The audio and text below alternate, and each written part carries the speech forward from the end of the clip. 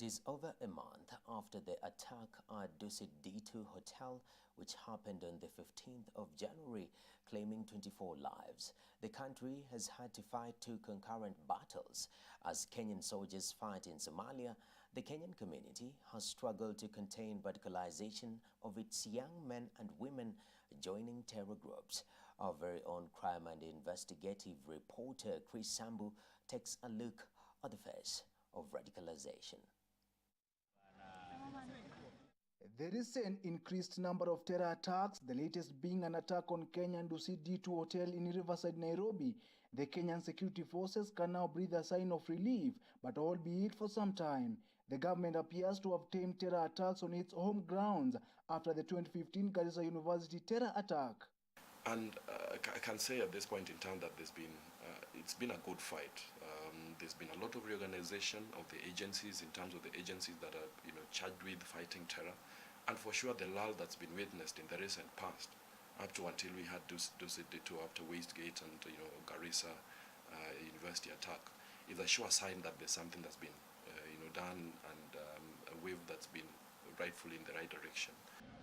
But the government is yet to find a lasting solution to what first appeared a foreign problem. Radicalization of Kenyan youths to join Somali-based terror group Al-Shabaab has now become a home problem.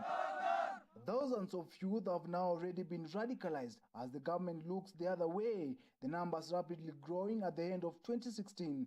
2006 saw the fall of Islamic Court Union, a militia group that challenged the transition of federal government of Somalia. ICU was disbanded on that same year, regrouping to form the recent Al-Shabaab, a powerful and radical armed faction in East Africa. But unknown to many Kenyans, 100 of its youth were enlisted to fight alongside the transition of federal government.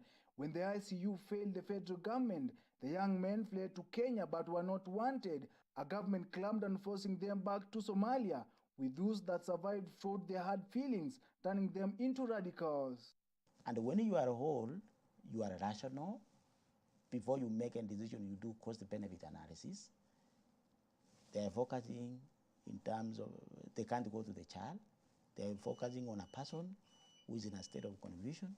People in and out and across the borders.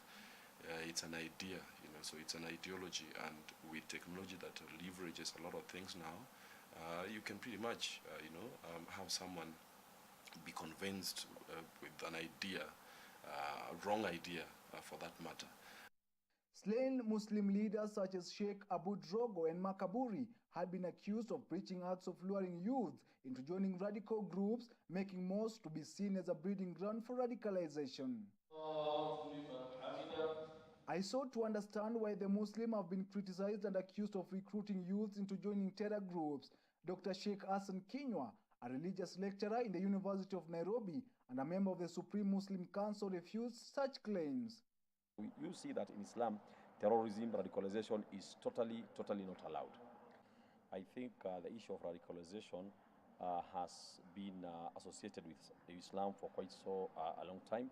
But when you look at Islam itself, Quran is very negative about radicalization, and it's against radicalization in all sorts of manner. But the government and the Kenyan society faces more appealing tasks in changing the belief of those Kenyan men and women already radicalized.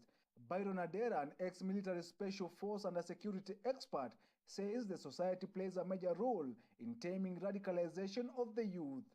Country is clearly an organization, a community of people, individuals, and there's a lot that's got to do with the easiness with which bad ideas can infiltrate and permeate a population or part of a population and get them out of normalcy and get them involved in acts of you'd say very rational and abnormal. Security agencies have also failed to trail on youths that have been rescued from radicalization centers due to frequent transfer of police officers who know the faces of these youngsters. The society needs to feel part and parcel of sharing in that national cake.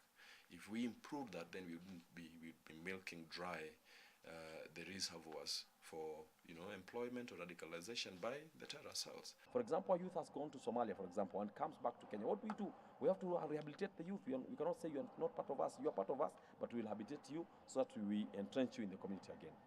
Kenya has been struggling to heal from numerous gruesome terrorist attacks, such as the 2013 Westgate Mall attack, where at least 61 Kenyans lost their lives, the 2015 Garissa University, where 147 people were killed, and the recent Dusit D2 hotel attack that claimed 21 lives, forcing a national campaign against radicalization of Kenyan youth into joining radical groups. For now, turning the tide on the number of those radicalized and radicalizing them is what the government is grappling with as the war on terror continues to take a setback. Chris Sambu, KU TV.